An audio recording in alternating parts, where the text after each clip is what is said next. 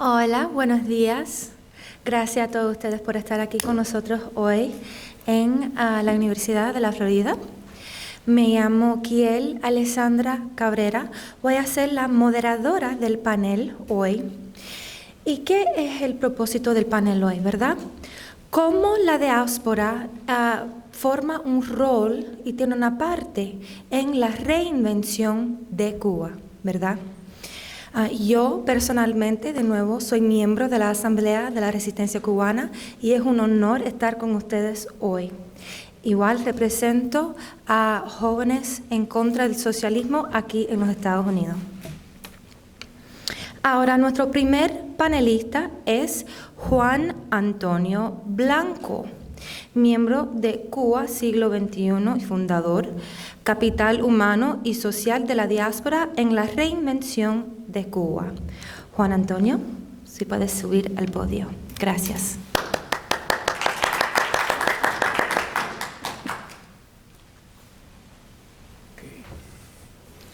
Bueno, buenos días, muchas gracias al leal público que se ha presentado aquí hoy por la mañana, interesado por este tema.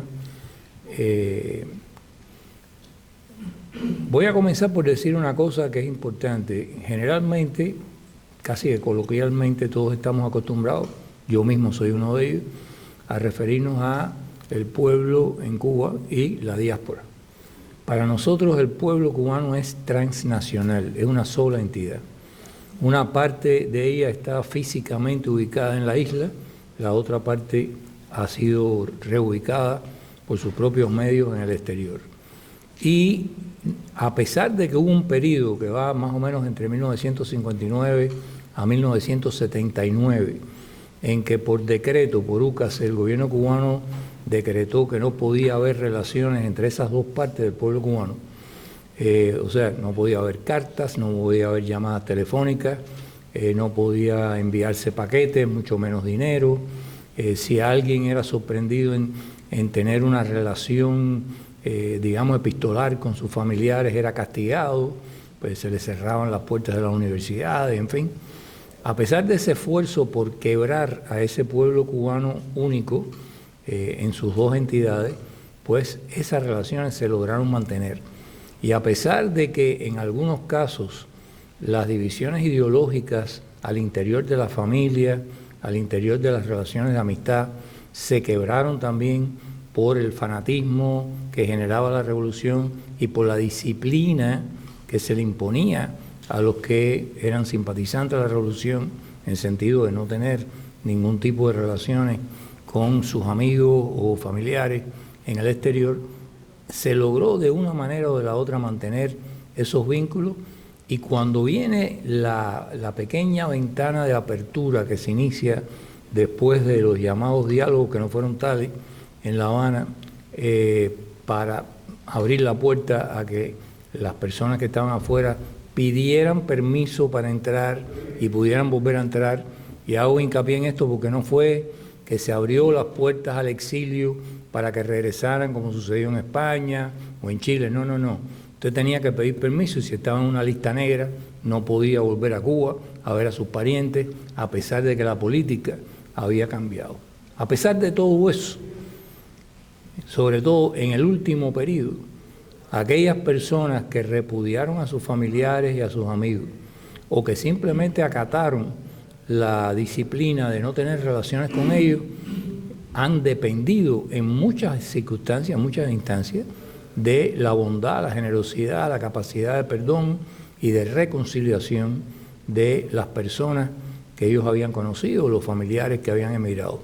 De ellos ha dependido en no poca medida la subsistencia económica en Cuba en los últimos años de miles y cientos de miles, millones de personas.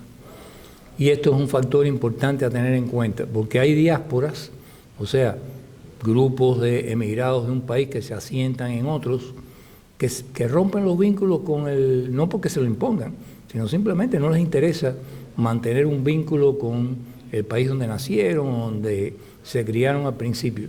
Los cubanos tenemos dentro de esa cultura, quizás heredada de España, este sentido de pertenencia, de nacionalidad, de raíz, que hemos estado siempre digamos, buscando, y tenemos hijos y nietos a veces que han heredado de los padres, que fueron los que realmente nacieron allá, los otros nacieron afuera, ese sentido de amor y de compromiso con el bienestar del pueblo cubano en general. Habiendo dicho eso, cuando se habla de la diáspora, ya voy a utilizar el término más operativamente en el sentido de describir la porción del pueblo cubano ubicada en el exterior.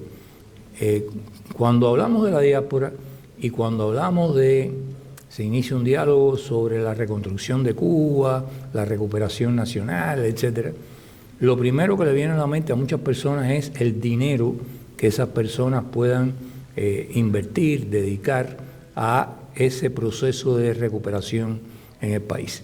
Es lógico porque muchas personas en Cuba, como acabo de decir, han sobrevivido, para ser más exacto, gracias a estas remesas financieras que recibían de Estados Unidos y de otros países. Ahora bien, esas remesas, que era virtualmente lo único que se traspasaba, el único bien que se traspasaba del exterior a Cuba por parte de los familiares, eran remesas para ser consumidas, no eran remesas que podían ser invertidas, no podían ser capitalizadas, en el sentido de invertirlas para que generaran capital, generaran una riqueza, y que esa riqueza aún más pudiera ser compartida entre los que aportaban ese capital y los que administraban ese capital en un negocio en Cuba. Si tenemos en cuenta, y esto después se lo voy a dejar a Emilio, que es el experto en el asunto, pero si tenemos en cuenta que en la época de Obama llegaron a traspasarse alrededor de 8.000 millones de dólares anuales entre paquetería y remesas en cash, se ha sacado la cuenta por Emilio y se ha estimado que en los 3 primeros años, en condiciones de seguridades jurídicas para la inversión, de forma de que el que está afuera tenga toda seguridad jurídica, de que no le van a volver a quitar el capital una vez que lo invierte adentro, y que tenga plena libertad para hacerlo en cualquier rama de la economía y en cualquier dimensión, entonces podría incrementarse ese capital hasta 40.000 millones de dólares en 3 años aproximadamente. Repito, le dejo eso a Emilio, porque eso no provendría de una sola fuente, provendría de muchas fuentes. Ahora, hay una parte de las diásporas que no han sido correctamente evaluadas, incluso no solo por Cuba, por muchos países, y es que los inmigrantes no solamente tienen capital financiero, tienen capital humano y tienen capital social. Voy a mi ejemplo. Yo llegué en el año 97 a Canadá con $50 en el bolsillo. Mi capital más valioso no eran esos $50, era una libreta de teléfonos con conexiones internacionales que me permitió en menos de un mes tener un empleo con un buen sueldo y como director de un programa regional de derechos humanos para América Latina en una organización internacional de derechos humanos, y con esa misma libreta de teléfono buscar recursos para ese programa en esa organización. O sea, convertí mi capital social en capital financiero, porque pude sostenerme y pude al mismo tiempo incrementar, digamos, los recursos de la organización. Pero eso se puede hacer cuando también se tiene capital humano. O sea, si yo no hubiera tenido la preparación que tenía, si yo no hubiera estudiado las cosas que estudié, si yo no hubiera tenido más de 20 años trabajando en organismos internacionales, obviamente no sabría cómo negociar un pacto, cómo llegar a funcionar, digamos, en ese mundo. Entonces, de lo que se trata también cuando uno piensa en cómo captar toda esa riqueza que es capital financiero, capital humano, capital social de los inmigrantes, de la diáspora, para el país, es que lo del traspaso del capital financiero está muy claro. O sea, ahí está Western Union, ahí hay no se sabe cuántas otras organizaciones que se dedican a eso, a trasladar dinero de las diásporas a los respectivos países. Pero no tenemos un puente de capital humano, no tenemos un puente de capital social. Entonces, eso es lo que las sociedades diaspóricas, vamos a decir así, de los que vivimos afuera, podemos facilitar engarzándolas con las personas dentro del país para buscar la manera en que un economista, aquí tenemos no se sabe cuánto en esta conferencia, no tenga que ir a vivir de nuevo al país después que se tuvo que reinventar afuera. Porque esos llamados a que las diásporas regresen a sus países de origen, francamente, eso viene desde el año 74 en la UNCTAD de Naciones Unidas, están haciendo experimentos con eso y no funciona. Sobre la base del patriotismo, la emoción, funciona que tú te vas 2 años, 3 años, pero nadie después que se ha insertado en otra sociedad, que ha tenido que adaptarse a esa sociedad, que tiene familia y descendientes en ese lugar, que tiene propiedades y negocios en ese lugar, se traslada en un avión para ir a vivir de nuevo a Cuyaguateje. Eso no funciona así. Ahora, lo que sí funciona es que si usted es un economista y quiere dar clases en la Universidad de La Habana o en la de Las Villas, con las tecnologías actuales, usted no tiene que salir ni de su casa para dar clases en esas universidades. Usted puede prestar servicios de asesoría a empresas en Cuba, también estando desde acá. O sea, gracias a las tecnologías digitales hemos adquirido algunos de los poderes divinos, como es el de la omnipresencia. Estamos en todas partes. O sea, no hace falta el traslado físico de un lugar para otro. Y de la misma manera que uno se pone al servicio de un hospital o porque los hospitales son también una posibilidad, de una universidad o de una empresa, usted también pone sus relaciones personales, las que ha adquirido fuera. Imagínense a Carbonell, que fue director, era de la Coca-Cola o de la Pepsi-Cola, no me acuerdo ahora, el presidente de la Coca-Cola, que fue un cubano también. Usted sabe la cantidad de relaciones en el mundo empresarial que tienen esos cubanos, los que están además en toda una cantidad de empresas en el mundo. O sea, que ya no es solamente yo arriesgo capital y lo pongo en Cuba, financiero. No, yo aporto capital humano y me lo pueden pagar, no es un problema, lo puedo donar o me lo pueden pagar. Pero además de eso, yo voy a atraer a personas que no son cubanas y a instituciones que no son cubanas y a empresarios que no radican en Cuba, los voy a seducir, por decir de alguna manera, para que vayan, conozcan el país y vean las posibilidades que hay de involucrarse en negocios en Cuba.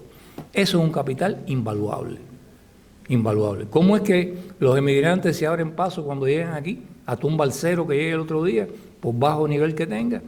Porque tiene a su tía Fefita, tiene a Pepe, que vivía en la esquina. Eso es capital social. Ese es el que le dice, ve a tal lugar que andan buscando un barbero, ve a tal otro lugar. Todo eso son relaciones sociales que redundan en relaciones económicas y que todo eso se puede captar. Yo hablaba de los médicos. Uno de los fenómenos actuales es la telemedicina. Aquí en Ventura hay una empresa de telemedicina que atiende a 5 millones de pacientes en la Florida. O sea, son 5 millones de personas que sin ser trasladados todos los días a ver un doctor, pueden consultarse, pueden transmitir sus signos vitales por ahí, hacerse sus electros, saben que hay todos los aparaticos estos ahora para todo este tipo de cosas, y le pueden dar seguimiento.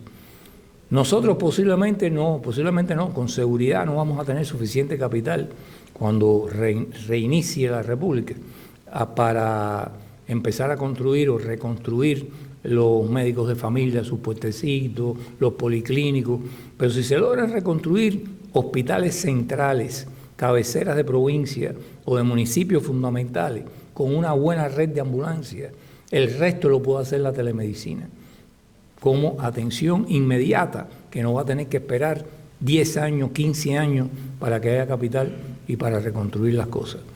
O sea, las posibilidades son inmensas, pero esas posibilidades dependen, como ha dependido hasta ahora, no solo de que haya una apertura económica y de que haya reglas de juego económicas suficientes, sino de que haya reglas políticas, que haya una seguridad jurídica, que haya libertades políticas y civiles, porque ¿qué le pasó a aquellos inversionistas de aquí de la diáspora que invirtieron en una finca de puercos en no sé dónde?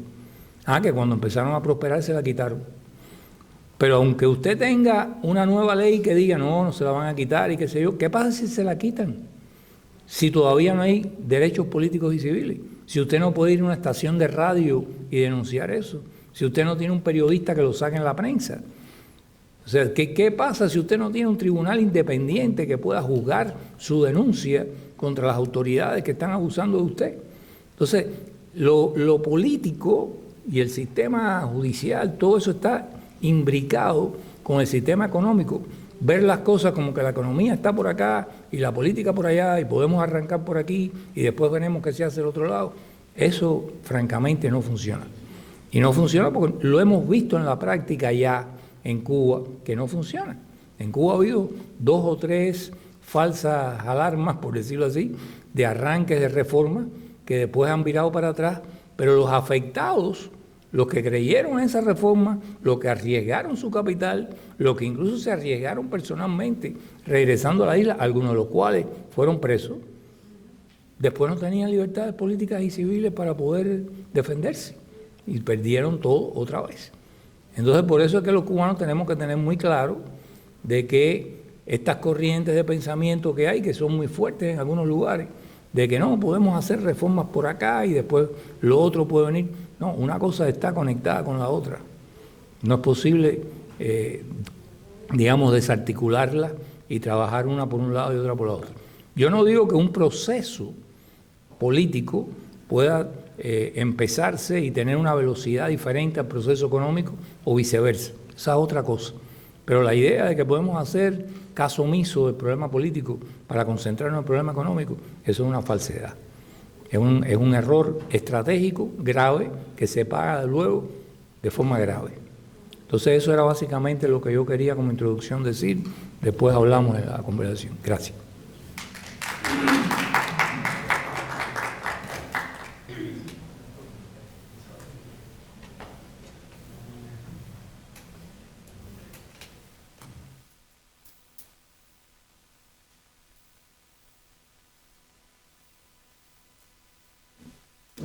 Gracias, Juan Antonio, por tu análisis. Ahora vamos a tener al próximo panelista, que es Emilio Morales. Emilio es parte de Havana Consulting Group, el capital financiero de la diáspora en la reconstrucción nacional. Gracias, Emilio.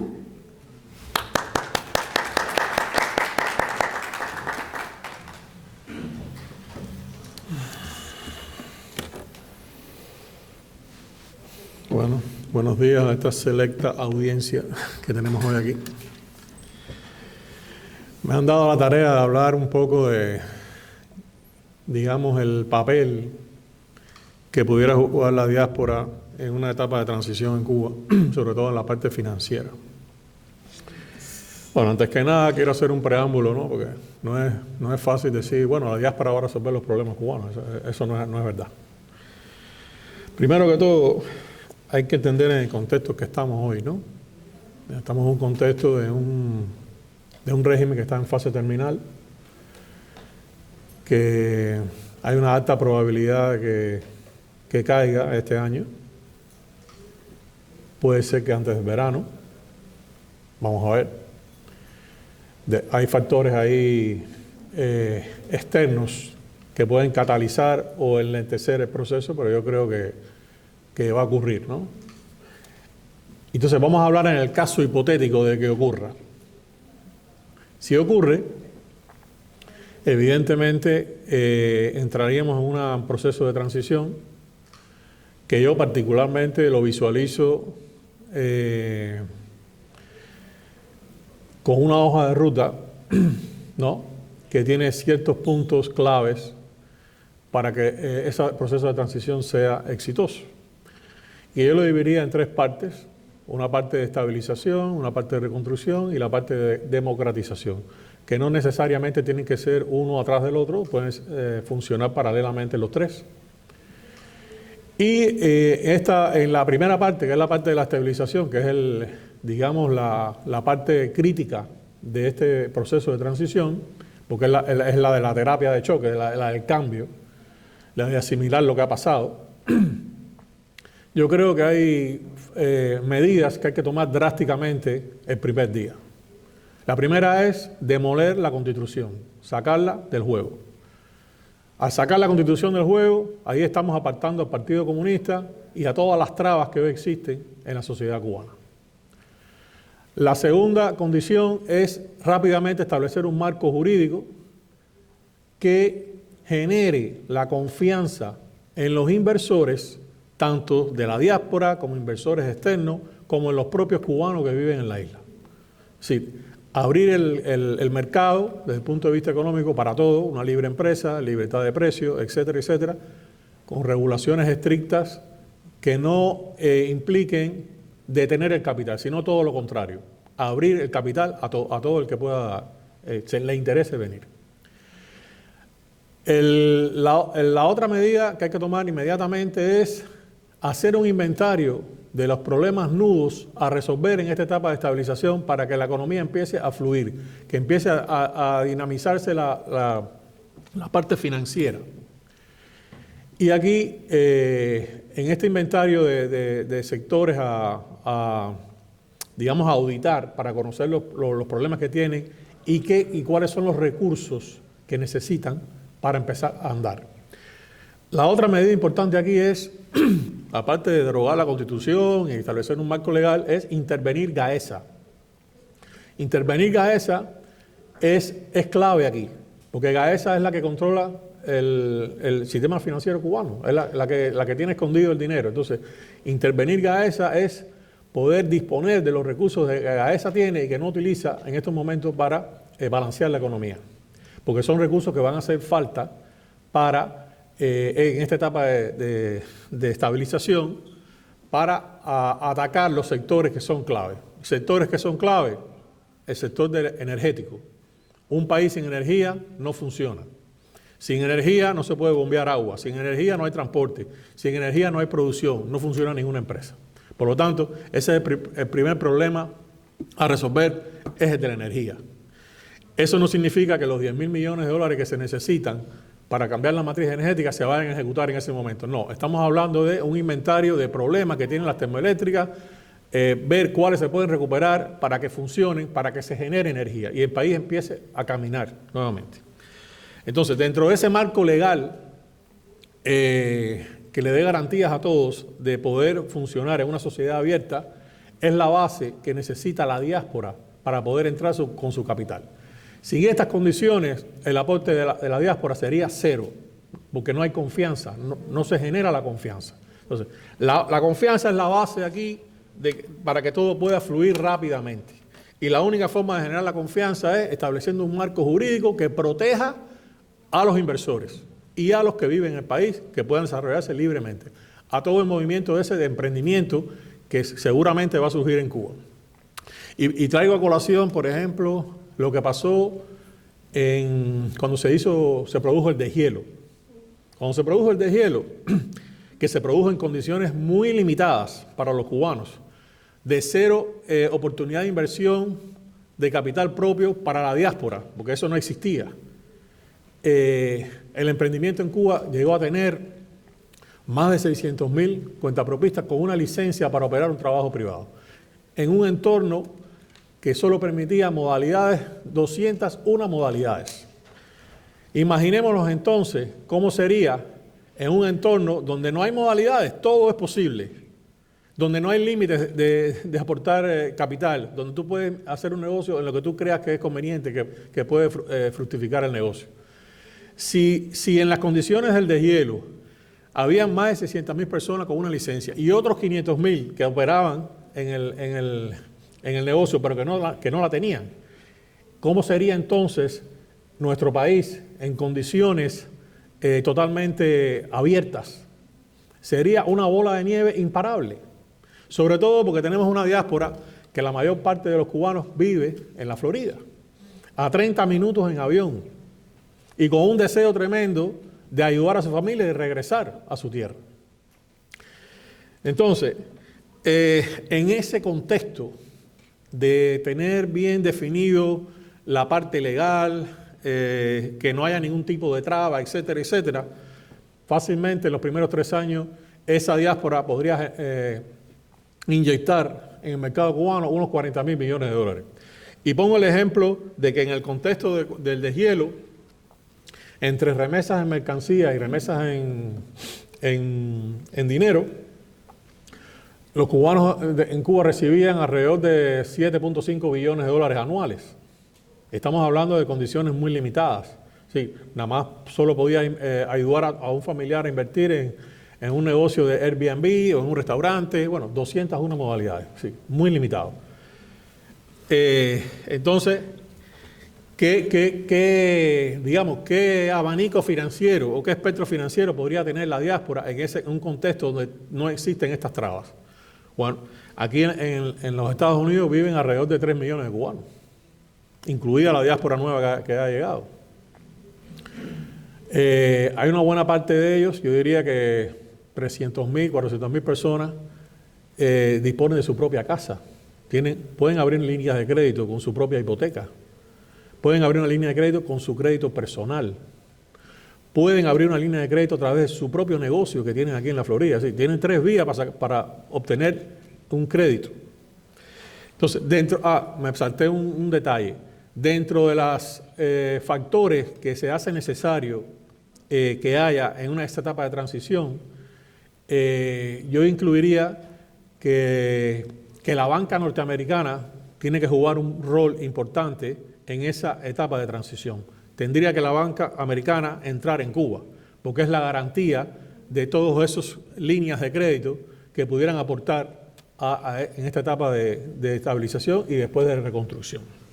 Y de paso, es la manera más sana de poder sanear el sistema financiero cubano, con total transparencia, con todo el rigor que llevan las leyes norteamericanas, que pueden traspasarse o pueden enseñar a los cubanos cómo funcionaría el sistema financiero.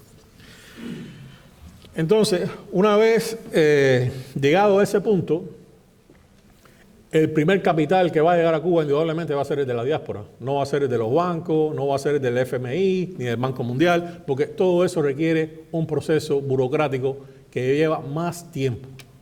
Por lo tanto, para poder desarrollar esta etapa de estabilización de forma exitosa, hay que crear obligatoriamente las condiciones para que entre esta primera parte del capital. Y no estamos hablando de los cubanos americanos billonarios. Estamos hablando de los cubanos normales, que tienen una empresa pequeña, que tienen un trabajo, etcétera, etcétera. A este capital se podría añadir el de los cubanos americanos billonarios y su respectivo capital social del cual habló Juan Antonio, sus relaciones, etcétera, etcétera, que es muy bienvenida y necesaria también.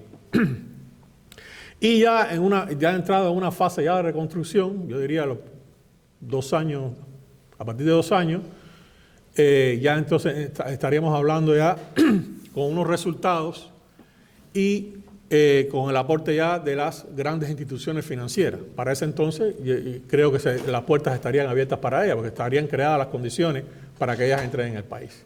Entonces, es importante entender que el proceso de la diáspora, para que se materialice, no es un proceso sencillo.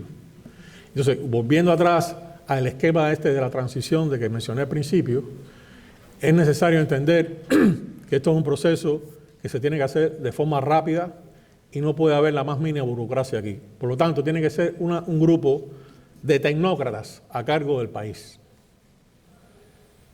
Personas exitosas en hacer transiciones, especialistas en cada uno. Se puede crear un grupo y a través de ese grupo tener subordinado un grupo por cada sector de la economía. Y esos grupos son los que se van a encargar de echar a andar la matriz energética, recuperar el sistema de salud. Porque otra de las cosas es identificar también cuáles son los primeros sectores de la economía en los cuales poner los recursos financieros para que se motorice el proceso, se haga dinámica la economía. Y ya yo había mencionado el de la matriz energética, pero tenemos un sector que puede generar mucho empleo, que no hay que hacer inversiones, que es el sector turístico. Pero para que funcione el sector turístico, primero hay que hacer un plan para higienizar el país, acabar con las epidemias, recoger la basura, dejar instaurado un proceso cíclico de recogida de basura que garantice que las calles estén limpias, que se genere la confianza para que el turista pueda regresar al país. Y qué mejor que el mercado norteamericano, que está ahí a 30 minutos, en una nueva Cuba, en una Cuba sin dictadura, en una Cuba sin ninguna traba, que puedan viajar entonces al país. Y eso generaría una barbaridad de empleo, no solo en el sector turístico, sino en todas las cadenas acompañantes que aportan al turismo. Líneas de servicio, transporte, restaurantes, los propios centros de producción de alimentos, etcétera, etcétera. Es una gran cadena que se forma alrededor de esa industria. Y por supuesto, el rol que juegue la diáspora en esta primera etapa de estabilización con su propio capital es clave. Pero para que eso se materialice y se pueda llevar a cabo, es necesario hacer todas esas medidas, tomar todas esas medidas de forma rápida. Entonces, muchas veces me preguntan, bueno, ¿y esa comisión quién las podrían integrar? Obviamente serían cubanos que viven en Cuba, cubanos que viven aquí en los Estados Unidos, personas exitosas, personas preparadas, personas con experiencia y también personas de otros países, expertos de otros países que nos ayuden en esta etapa de transición, que tengan la experiencia, que tengan el expertise adecuado para que puedan acompañarnos en este proceso, que no va a ser nada fácil, que es tremendamente,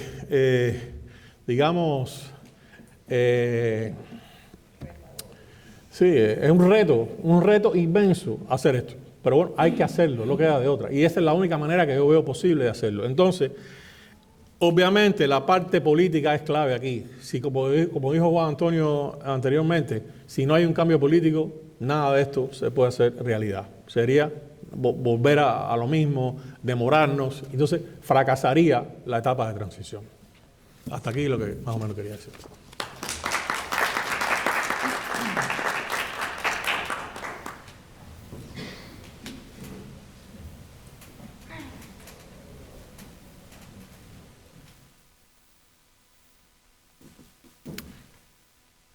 Gracias, Emilio, por tus palabras y análisis. Quiero decir rápidamente, me siento muy orgullosa ver las palabras que están saliendo ahora de este panel. Yo me acuerdo hace unos años esta conversación, ¿verdad?, de lo que viene primero, es la parte política o la parte económica. Mucha gente todavía abierta a la idea de que no, podemos tener una transición económica primero y después preocuparnos de la política. Y no, señores, para la transición adentro de Cuba tenemos que enfocarnos primero en la política, definitivamente. Gracias, Emilio. Ahora, para terminar este panel, definitivamente no una personalidad, una persona que no merece ser, es último, pero es decir, we save the best for last, right? No sé cómo decir eso en español ahora. Pero Luis Zúñiga, ¿verdad? Un miembro del secretariado de la Asamblea de la Resistencia Cubano y un expreso político de Cuba con mucha experiencia en esta lucha. Gracias, Luis, por estar con nosotros.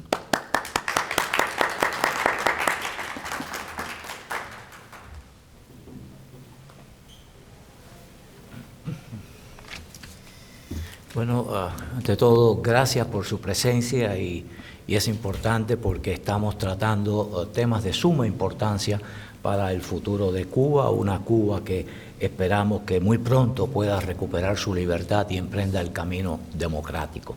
Así que muchas gracias nuevamente. Lo que yo voy a tratar exactamente va a tener compensación con lo que ya escucharon de Morales y de Juan Antonio. Esencialmente, hace aproximadamente año y medio, en la Asamblea de la Resistencia Cubana, 53 organizaciones dentro y fuera de Cuba, organizaciones que tratan de todos los sectores, el político, el social, el económico, el sindical, el cultural, o sea, son organizaciones prácticamente de un corte transversal de la sociedad cubana y del exilio. Así que hay una representación muy numérica y muy significativa de exiliados y de cubanos de la isla. En ese momento, pues entendimos de que el proceso comunista de Cuba estaba llegando a su fin y que teníamos que prepararnos para ese momento de la transición en Cuba. ¿Por qué razón teníamos que prepararnos? Porque habíamos estudiado, y muchos de los que hemos estado al frente de la Asamblea de la Resistencia Cubana, hemos estado en el caso de Cuba por muchos años y habíamos participado o estudiado muchos de los procesos de transición de países comunistas a países democráticos. Yo, por ejemplo, estuve en la República Checa varios meses luego del fin del sistema comunista, en aquel momento Checoslovaquia, estudiando y viendo qué pasaba, cuáles eran los retos, cuáles eran las medidas que tenían que tomar y cuáles eran las dificultades de ese proceso.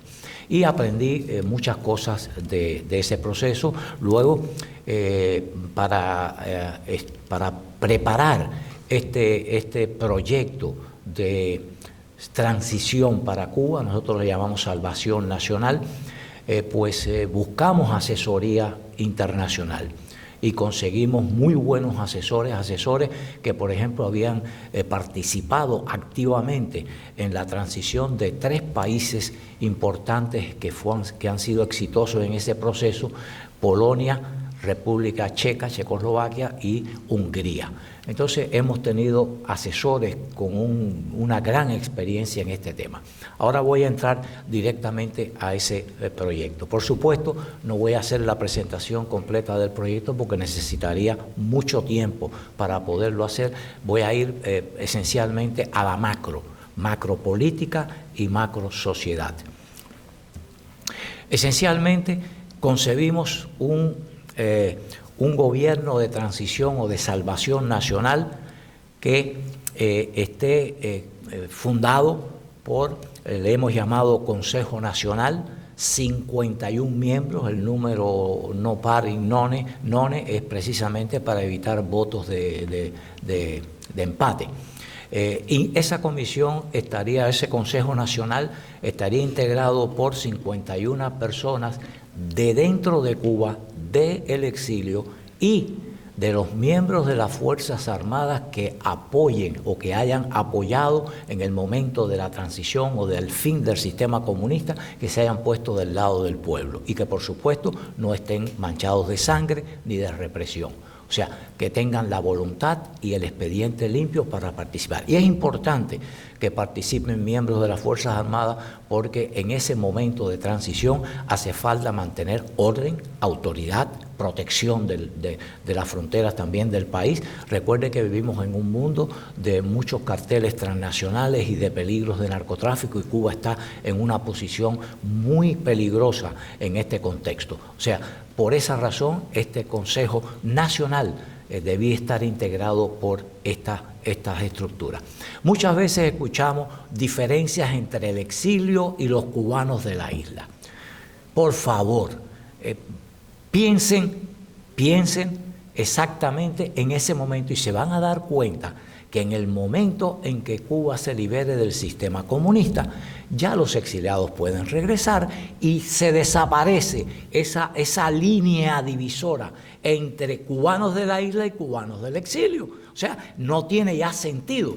La única importancia es la integración de esta comisión para que los que han estado bajo el régimen allí no sientan que lo estamos marginando ni que se le está apartando. Pero como muy bien decían mis predecesores en la conferencia, aquí tenemos talento, experiencia en un mundo competitivo del primer mundo.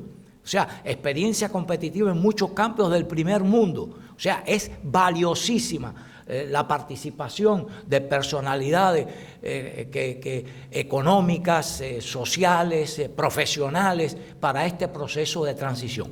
Bien, este grupo, este primer Consejo Nacional de 51 miembros, escogería un ejecutivo provisional. para que se encargara de la ejecución, o sea, de la dirección del país. 3 miembros, 3 solamente, para esta misión. La misión del Consejo Nacional sería esencialmente consultivo, y el del Comité Ejecutivo, Ejecutivo Provisional, sería precisamente ejecutivo. Para poder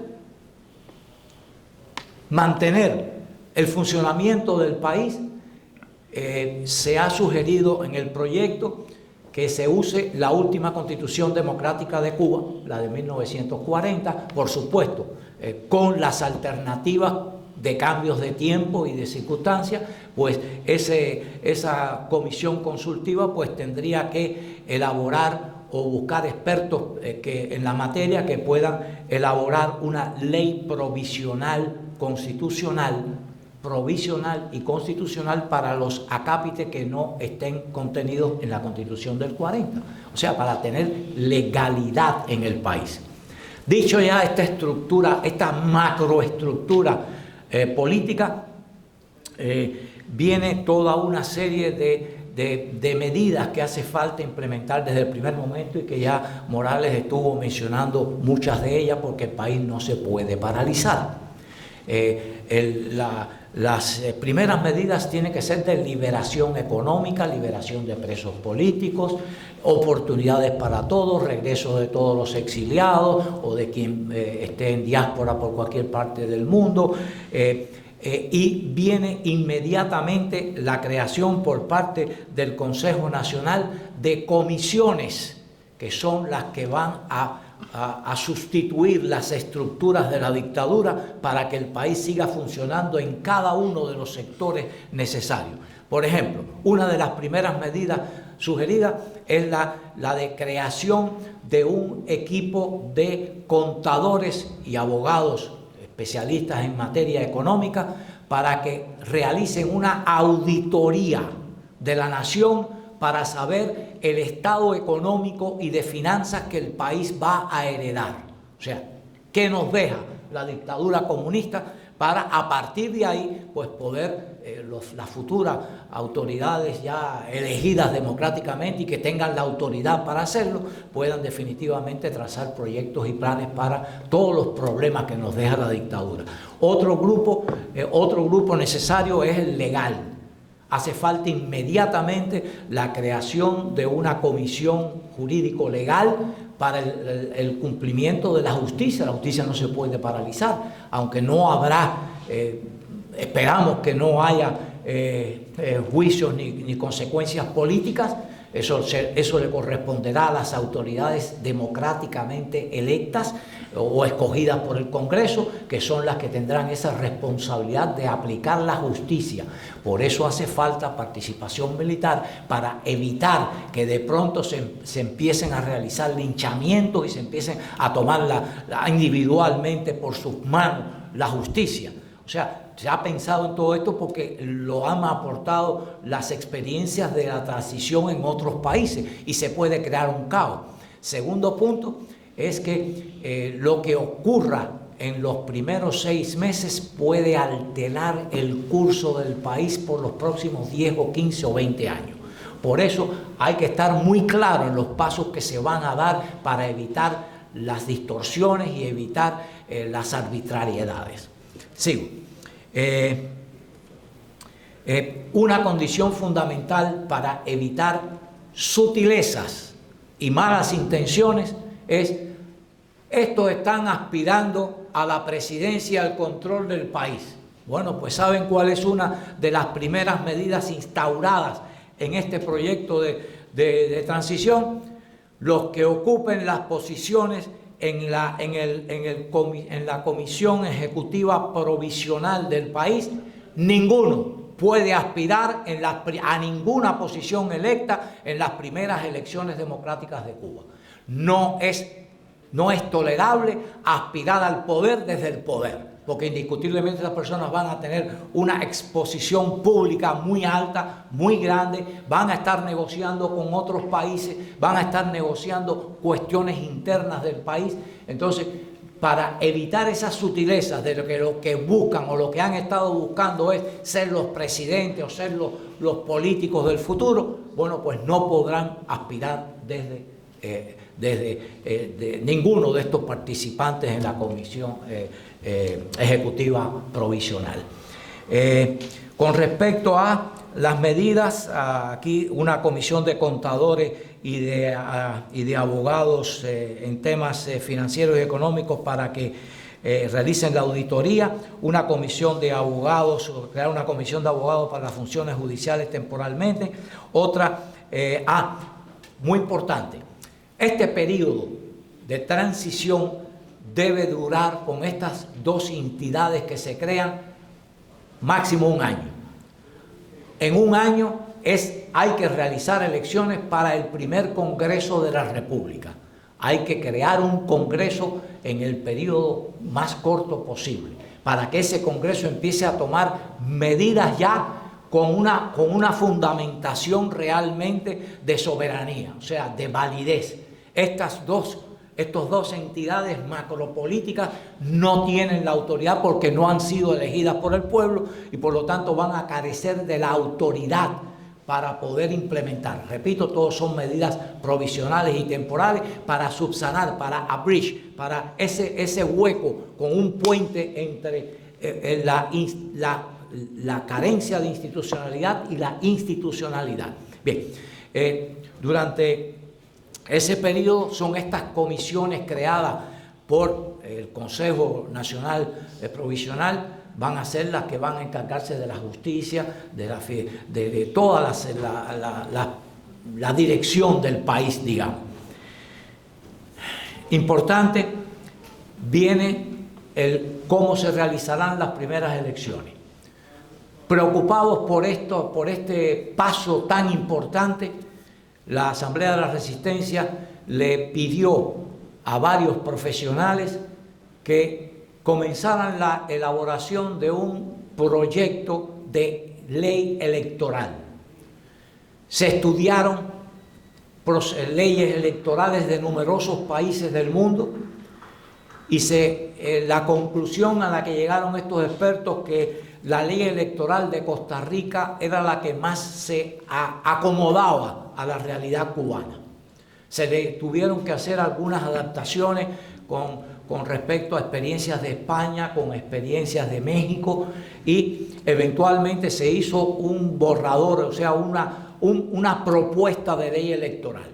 Es compleja, es grande, es larga y participaron abogados de dentro de Cuba que en aquel momento podían todavía pues salir como de visita y se les invitó, se les pidió a las organizaciones dentro de Cuba que escogieran abogados que tuvieran conocimientos de ley electoral y participaron abogados de dentro de Cuba. O sea, no es una ley elaborada exclusivamente desde el exilio y por exiliados. Incluso participaron asesores también constitucionales y electorales que tienen experiencia en esta materia. Ese proyecto de ley electoral se le presentará a esta comisión, a este Consejo Nacional y al Comité Ejecutivo Nacional Provisional para que la sometan a expertos dentro de Cuba, ya en una mayor generalidad, para que le puedan hacer sus recomendaciones o etcétera. Y eventualmente, pues poder realizar las primeras elecciones a un Congreso.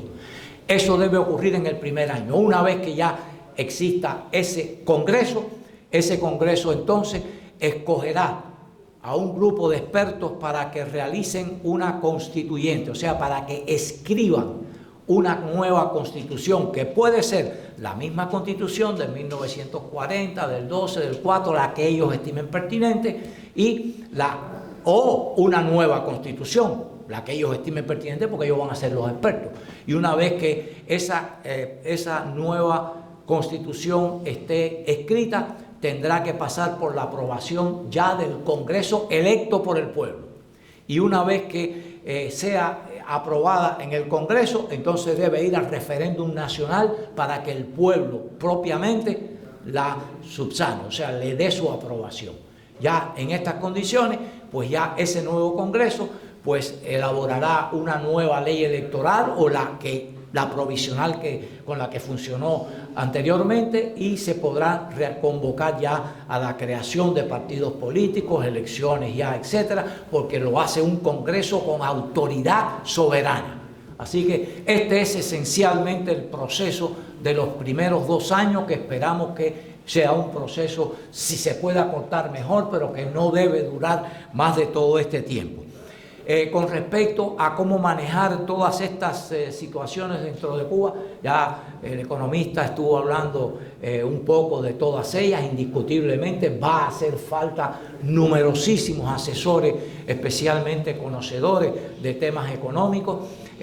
Va a haber, tenemos ya contactadas personas con una tremenda experiencia en la solución de los problemas que tiene Cuba actualmente. Yo tengo un amigo ingeniero eléctrico que trabaja para una de las hoteleras más grandes de los Estados Unidos y que además fue el que resolvió el problema eléctrico de Guatemala y de República Dominicana, cuando aquellos problemas que se les caía la electricidad y se apagaban, etcétera, y él fue el que resolvió esos problemas y tiene una enorme experiencia en todo esto.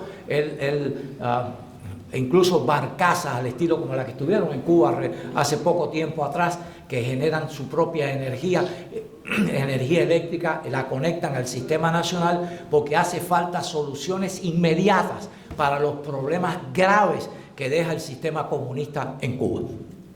Tenemos también toda una serie de sugerencias por el estudio tan grande que hemos hecho, y, por ejemplo, Gaesa inmediatamente tiene que ser intervenida. Ahí hay muchos miles de millones de dólares que son del pueblo de Cuba y que no puede quedar en manos de la familia Raúl Castro. Así que hay otra fuente importante, y esto es importante que inicialmente el pueblo de Cuba lo sepa, para que no empiecen a crearse interrogantes diversionistas. A ningún cubano se le podrá sacar de la vivienda donde está. No se puede empezar la república con un problema social. Habrá que compensarle a los dueños de esas viviendas por la confiscación que padecieron, pero esas personas no pueden sacar de su casa, no se puede crear un problema en el país. Así que esto quede establecido. Segundo, el gobierno de Cuba futuro no tiene por qué ser empresario como hacen los comunistas actualmente. Por lo tanto, una de las propuestas que se van a presentar, ya la Asamblea las tiene pensadas, y eso pues en el proceso de transición se materializará mucho más, que se privaticen todas las empresas estatales del régimen. ¿Qué produce esto? Y empresas está incluido hoteles. O sea, estamos hablando de miles y miles de millones de dólares. ¿Por qué razón se está planteando esto? Para crear un fondo que tenga doble misión. La primera es compensar a los dueños confiscados, en la medida en que se sea, aunque lo más aconsejable es bonos pagaderos a 10, 15, 20, 30 años, para que no erosionen esos primeros recursos a disposición de la nación cubana. Y segundo, para crear la oportunidad de inversión para los cubanos en la isla, que están en una posición desfavorecida con respecto a los inversionistas extranjeros e incluso los propios exiliados cubanos. En Cuba no hay capital, y ese dinero de esas propiedades del Estado es de ellos. Por lo tanto, ese dinero debe ser utilizado para darles la oportunidad de crear negocios, empresas, y que ellos salgan en igualdad de oportunidades que los inversionistas que van a ir a Cuba. Así que hemos pensado en todo esto. Podía estar hablándoles de cosas más detalladas del proceso de transición que hemos elaborado, pero creo que hemos sido justos. Esto ha sido consultado, discutido y aprobado dentro y fuera de Cuba. O sea, no estamos hablando de algo nuestro. Ha estado con la supervisión de los expertos en transiciones, y esencialmente este es el proceso que hemos pensado para el pueblo de Cuba, porque no queremos improvisación. Ya hemos visto en algunos países comunistas cuando los sorprendió de pronto o les llegó de pronto el cambio democrático y no sabían qué hacer o empezaron a improvisar. Así que esperamos que esto no ocurra con Cuba y que realmente Cuba, que tiene grandes oportunidades, porque lo primero que tiene es una ventaja comparativa, que es una ventaja extraordinaria en el mundo económico y comercial, que es 90 millas del mercado más grande del mundo. Una población con una educación relativamente alta que hay que aprovechar. El nuevo mundo trae nuevos desafíos en temas de inteligencia artificial y ahí se puede construir. Cuba puede ser también una meca de servicios de salud, teniendo todos estos médicos explotados, mandados por el mundo. Bueno, pues en Cuba ellos pueden crear sus propias clínicas, sus propios negocios, y que Cuba se convierta en un centro en el Caribe o en el hemisferio occidental de atención médica especializada en diversas ramas, especialmente cuando la atención médica en los Estados Unidos es tan cara. Bueno, pues allí se pueden crear mecanismos para esto. Los cubanos heredamos el sistema de clínicas mutualistas de España, que fue un tremendo éxito en Cuba. Así que, y eran empresas no lucrativas, médicas no lucrativas, y tenían empleo todos esos médicos y eran una calidad extraordinaria y aportaba incluso las medicinas que ningún programa de salud privado en Estados Unidos permite eso. Así que estamos muy entusiasmados con un proceso de transición en Cuba y ojalá, como dijeron Juan Antonio y Morales anteriormente, de que sea este año para que Cuba salga de pronto a renacer como la esperamos y la queremos que sea. Gracias.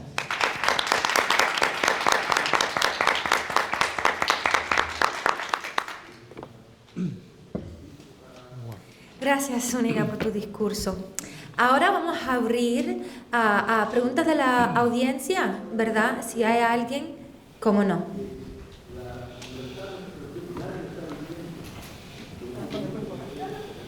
¿Hay un micrófono portátil aquí? Chicos, felicidades por todo. Estamos aquí a llorar. Matanza y alguien, ya no volvemos. A ver. Bueno, ayer escuché a la parte cubana que coincide, tiene alguna coincidencia con los planteamientos de ustedes. Ay, Dios mío.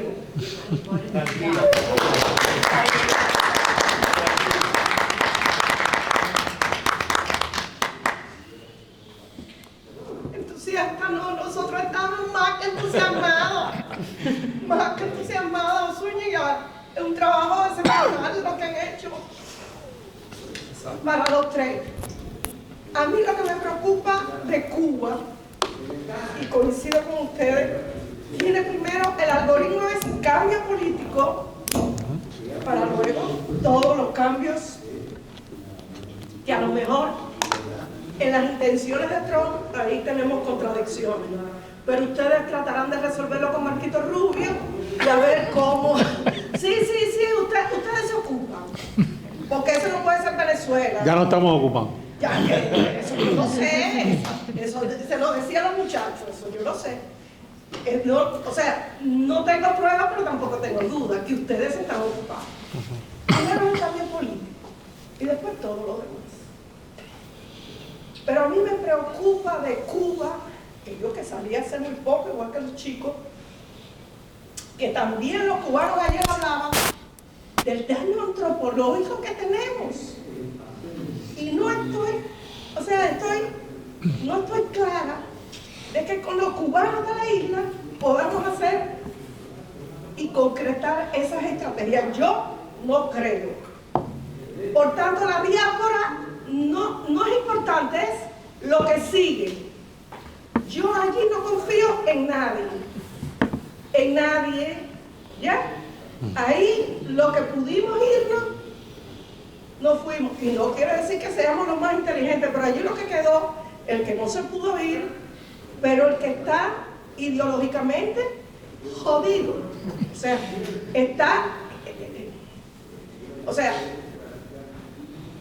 demográficamente hablando, la población cubana en materia de instrucción ha retrocedido. Ahí nosotros éramos profesores universitarios y ya los muchachos que llegaban a la carrera no eran los muchachos del 2010, no eran. Eso es una. O sea, los brutos, o sea, la brutalidad, la imbecilidad es lo que está en los municipios, está en las provincias, en esos decisores. En eso, el especialista más brillante, o lo apartaron en algún momento por tener ideas que iban en contra de o no está. Yo no veo, de verdad, te lo digo y se lo digo, yo no veo que con los cubanos de la isla podamos hacer esto. Yo no lo veo de verdad que no lo veo. Porque incluso desde las universidades, que es el único sector que conocemos, ese rector, ese decano, madre mía, o sea, es complejo. O sea, no creo que no hayan personas buenas, porque sí tenemos amigos que todavía están allí, que no han podido salir, que son muy buenos, pero es que la mayoría, el conflicto ideológico y el poder que tiene la inteligencia cubana, que ustedes también han hecho estudios y recontraestudios, y miren todos los que están aquí también metidos, es increíble el poder. Y de hecho, aquí a las 2 de la tarde estamos exponiendo, y los invito también a participar, lo que yo estoy viendo y lo que estoy investigando, y de lo que también pudiéramos en algún momento colaborar, es que ellos, desde lo económico, y GAESA, han copiado el modelo ruso, y lo que quieren es una oligarquía económica tipo Rusia, porque GAESA es el calcado fotografiado y entonces eso se tiene que barrer a sí mismo como ustedes. Pero es que lo tienen todo. Y se me olvidaba, entre los sectores estratégicos deberías también mencionar las comunicaciones. Está. No lo mencionaste, pero no lo mencioné, pero está en nuestra hoja de ruta, incluida la educación. El sistema de educación hay que reformarlo completo, en todos sus niveles. Y para eso hay un plan ya elaborado. Que incluye, te digo más, incluye la participación de la iglesia y de escuelas prestigiosas aquí en los Estados Unidos. Que ese es uno de los sectores que más se encuentra deteriorado hoy. Y es uno de los sectores primeros que hay que abordar. Exacto.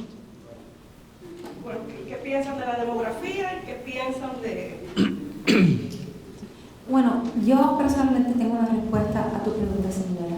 Como una joven analizando la situación ahora dentro de Cuba, igual analizándolo toda mi vida, mi familia siendo activistas, miembros de la Asamblea de la Resistencia. A pesar de lo que tú estás diciendo, que es sumamente válido, el daño antropológico adentro de la isla, después de todas las generaciones, existe profundamente adentro de la isla, pero tenemos soluciones. Primero yo voy a decir que ya cuando vamos a establecer un Estado de Derecho, ¿verdad?, que estamos mencionando, que va a ser el inicio de la transición, un Estado de Derecho, eso va a llegar a una meritocracia naturalmente en la isla.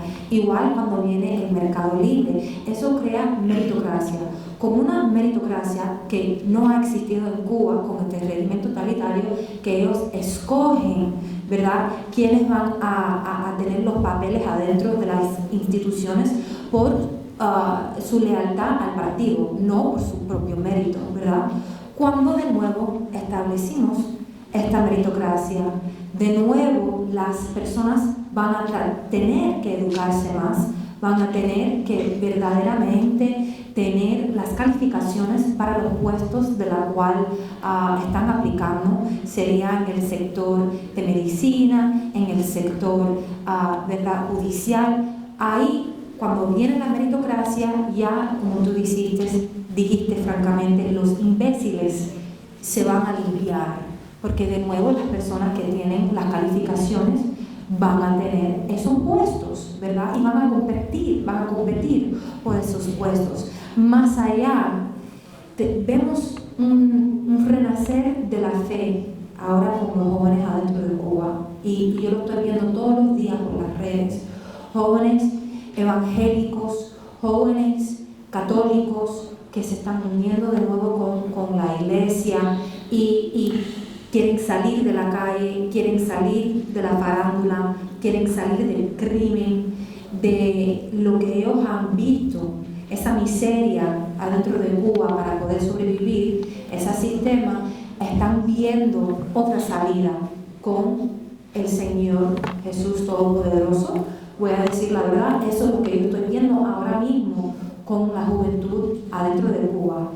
Yo personalmente analizando esto, la renacer de fe adentro de Cuba con los jóvenes, igual con la esperanza que vamos a restablecer una meritocracia dentro de la isla. Definitivamente esas dos cosas van a ser soluciones para arreglar el daño antropológico que ha hecho este régimen totalitario, comunista, castrista, marxista, sanguinario adentro de la isla. Gracias a ustedes. ¿Otra pregunta? Oh, espérate, ¿tú querías añadir algo, señor, a esa pregunta? Emilio, ¿querías añadir algo? No. Ok, sí. Buenas tardes, muchas felicidades, excelente presentación. Usted alegó de que una de las primeras cosas que hacer es intervenir en eso. Sin embargo, si es verdad lo que se está comentando en la prensa de que Marco Rubio está hablando con el nieto de Raúl Castro, que está acá en este momento de la ESA, ¿usted cree que eso va a ser posible? Bueno, primero quiero aclarar que el nieto de Raúl Castro no está a cargo de AESA. Eso la prensa lo ha filtrado de una manera, yo diría que irresponsable, ¿no? Para ganar, digamos, lectores. Pero a cargo de AESA no está el nieto de Raúl Castro. Primero porque no tiene cerebro para eso. Es una señora, ¿no? Sí. Es la general Ania Lastre, que fue ascendida a general de brigada hace unas semanas. Era la segunda de Luis Alberto López Calleja, que sí tenía cerebro para dirigir el GAESA. No es el caso de su hijo. Sí. Yo creo que Raúl Castro, si vamos a tomar como verdad esto que ha filtrado la prensa, que no creo que este muchacho sea un negociador, más bien es un mensajero, un portador de mensajes, más nada que eso. La segunda pregunta que quiero hacerle es, si una vez que la diáspora esté ya convencida de que Cuba es libre y hay un sistema legal que se puede confiar, ¿usted cree que el sistema israelí es el que se va a usar para establecer la nación y ayudarla como fue el modelo israelí de depender de la diáspora para ya recaudaciones, donaciones, ¿cómo se llama? Vender bonos para el futuro de Cuba? ¿Creen que ese sistema va a tener otro éxito? Mira, todo lo que sea que vaya en dirección a ayudar a un proceso de estabilización, que es la primera fase de la transición, yo creo que es bienvenida. Y más si viene de la propia diáspora, que son los primeros interesados en lograr de que Cuba haga un tránsito hacia la democracia. Y yo creo que es fundamental, es válido. Hay muchos mecanismos para poder canalizar todo ese flujo financiero que pueden venir de diferentes fuentes, de los ciudadanos que son multimillonarios, los que no son multimillonarios, los que tienen negocio, en fin. O sea, son muchas posibilidades.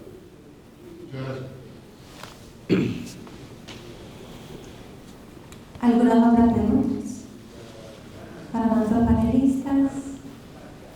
No, ok. Bueno, gracias a ustedes de nuevo. Vamos a concluir aquí.